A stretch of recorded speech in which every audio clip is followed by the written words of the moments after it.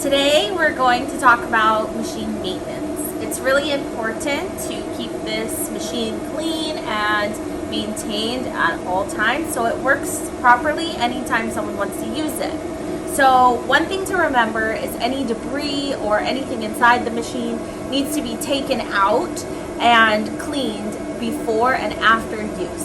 So I just printed something in the 3D printer, so I'm going to remove it, and then you are going to take out the honeycomb tray at the bottom.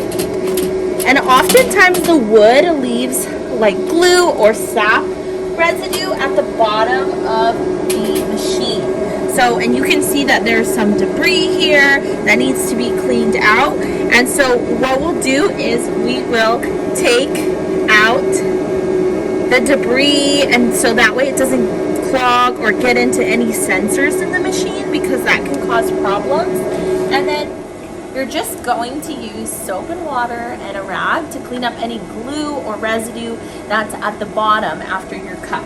So because I printed on or cut on wood, there's a little bit of glue at the bottom. Just spray it with some soap and water, and you just need a little bit of elbow grease, and there you go. You clean the bottom of your tray and get underneath there. Make sure there's no wood scraps or residue, and then you'll put the honeycomb tray back inside of the laser cutter, like so.